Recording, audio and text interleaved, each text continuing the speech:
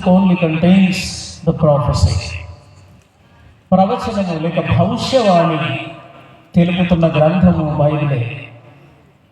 కాదన్న వాళ్ళు ఎవరైనా ఉంటే మీ గ్రంథంలో ప్రపంచాన్ని గురించిన భవిష్యవాణి ఎక్కడైనా ఉందేమో చూపించండి అంటూ బైబిల్ దేవుడైన యెహోవా సవాలు చేశాడు.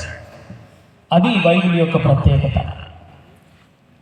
ఇక మూడవ ప్రత్యేకత ఏంటంటే, this is the only book which contains it's original manuscripts as on today.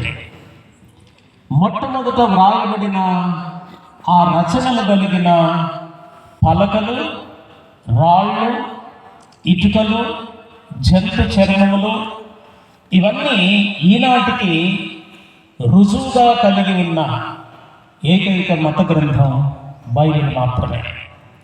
ప్రపంచంలో మత గ్రంథాలు ఉన్నాయి, కానీ వేటికి ఆ ఒరిజినల్గా రాసిన వ్యక్తులు వేటి మీద రాశారో ఆ తాళపత్రాలు లేవు, ఆ యొక్క జంతు చర్మాలు లేవు.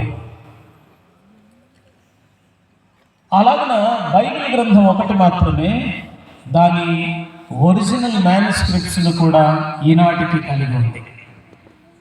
అలాగే ఇది వ్రాయబడిన భాషలు హిబ్రూ భాష, అరామిక్ భాష, గ్రీకు భాష. ఇవన్నీ కూడా ఈనాటికి మనకు అందుబాటులో ఉన్నాయి. ఇక మళ్ళీ సంస్కృతం ఉందనుకోండి. Today we don't find anywhere Sanskrit script or literature.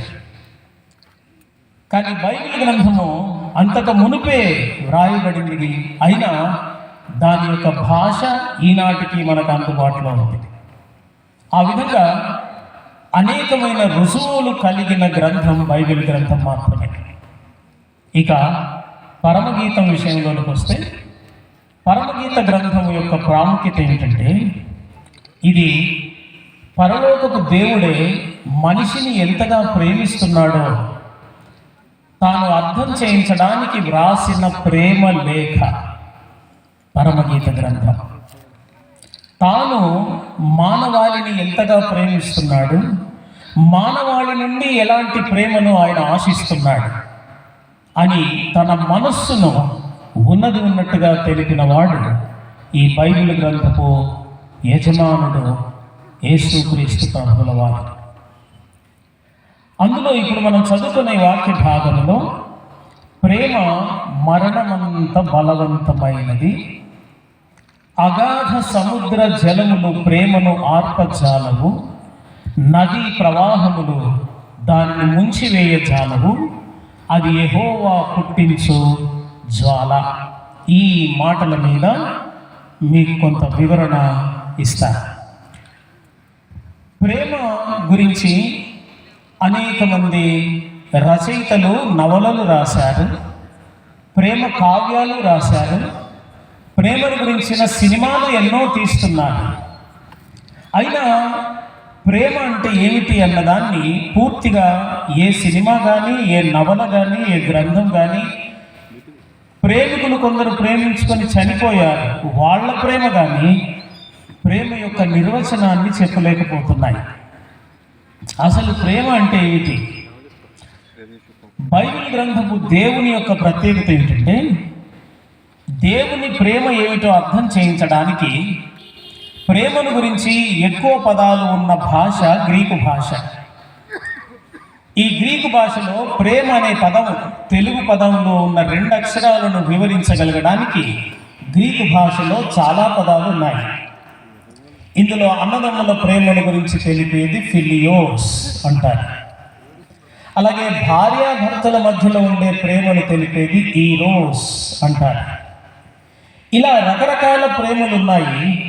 మరి భగవంతుడికి భక్తుడికి మధ్యలో ఉండే ప్రేమ ఎలాంటిదంటే అగాపే అనే పదం వాడి చెప్పాడు. అందుకు గ్రీకు భాషను దేవుడు తన ప్రేమను గురించి పరిపూర్ణంగా అర్థం చేయించడానికి ఈ గ్రీకు భాషను ఎన్నుకొని క్రొత్త నిబంధనలో తన ప్రేమను తెలుపడానికి ప్రయత్నించాడనమాట. It is not simply a brotherly love, it's not simply a love in between wife and husband. అన్నా చెల్లెల మధ్యలో ఉండేది, తల్లిదండ్రులు పిల్లల మధ్యలో ఉండేది, స్నేహితుల మధ్యలో ఉండేది, వ్యాపారస్తులు కలిసి వ్యాపారం చేసుకునే వాళ్ళ మధ్యలో ఉండేది. ఇవేమీ కావట దేవుడికి మనుషునికి మధ్యలో ఉండే ప్రేమ అగాపే ప్రేమ. ఏంటి అగాపే ప్రేమ యొక్క నిర్వచనము గ్రీకు భాషలో ఏమిచ్చారంటే నిస్వార్థపూరితమైన ప్రేమ అంటూ చెప్పారు. కానీ అది కూడా పరిపూర్ణమైన నిర్వచనం కాదు. నిస్వార్థపూరితమైన ప్రేమ తల్లిదండ్రులు పిల్లల మీద కూడా చూపించగలరు, కానీ అంతకు మించినదేదో పరమాత్ముడి ప్రేమ. అది ఎలాంటిదో అర్థం చేయించడానికి దేవుడు కష్టపడుతూ మనిషికి ఎలా కమ్యూనికేట్ చేయాలి about my love towards them, నా ప్రేమ వాళ్ళ పట్ల ఎలా ఉందో తెలియచేయడానికి ఎన్నో రకాల ప్రయత్నాలు చేసిన దేవుడు ఆఖరికి అన్నాడు, మరణమంత బలవంతమైనది. చూడండి, మన ఆలోచనలో, మన అవగాహనలో ప్రేమ అనేది ఒక తీయనైన ఆహ్లాదాన్ని గొలిపే పదం. మరణం అనేది వినడానికి కూడా ఇష్టపడని పదం, భయమును ఆందోళనను కలిగించే పదం. కానీ దేవుడు చూడండి, ఆ ప్రేమను, దేవుడికి మానవుడికి మధ్యలో ఉండే ప్రేమను అర్థం చేయించడానికి దేవుడు పోలికగా వాడుకున్న పదం ఏంటంటే మరణం. ప్రేమ మరణమంత బలవంతమైనది. బ్రదర్ మోజెస్ గారు సరిగ్గా ఏఆర్ స్టీవెన్సన్ లాగానే పాడుతున్నారు కదండి. ఆయన వాయిస్, యాక్సెంట్, అక్షరాలు పలకడం సరిగ్గా ఏఆర్ స్టీవెన్సన్ గారి లాగే పాడుతున్నారు. కానీ ముందు ఏఆర్ స్టీవెన్సన్ ఎవరో తెలియాలిగా. అలాగే ప్రేమ ఏమిటో తెలియాలి అంటే దేవుడు వాడుకున్న పదం మరణం.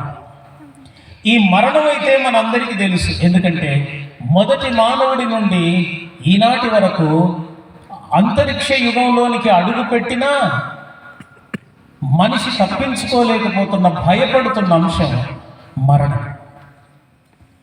ఈ మరణము గురించి మీకు బాగా తెలుసు కనుక నా ప్రేమ ఎంత బలమైనదో తెలియాలంటే దేవుడు చూపిస్తున్న పదం మరణం. అవును, ఈ మరణం ఎంత బలవంతమైనది, అసలు ఎంత బలవంతమైనదంటే ప్రపంచ చరిత్రలో రాజులను, చక్రవర్తులను, జ్ఞానులను, సైంటిస్టులను సహితము వదిలిపెట్టని ఒక మహాశక్తి భూమి మీద పనిచేస్తుందంటే దట్ ఈస్ డెత్, మరణం అన్నది. ఈ మరణము ఎంత బలవంతంగా ఉందంటే ఏ చక్రవర్తులు కూడా దీన్ని జయించలేనంత ఓడిపోయే స్థితిలోనే ఉన్నారు. అంత బలవంతమైంది. అంటే దీన్ని జయించగలిగిన వాడు భూమి మీద పుట్టలేదు, నా భూతో నా భవిష్య. గతంలో కానీ రాబోయే రోజుల్లో కానీ మరణాన్ని జయించగలిగేవాడు పుట్టలేదు, పుట్టకూడదు. సరే, ప్రకటన గ్రంథంలో 13వ అధ్యాయంలో ఒకడు చచ్చాడు మళ్ళీ పుట్టాడని ఉంటుంది, కానీ అది కూడా వాస్తవానికి వాడు చచ్చాడు, వాడు మళ్ళీ పుట్టడు, మరొకటి ఆత్మ వాళ్ళు వచ్చి వాడు లేస్తాడు, అంతే.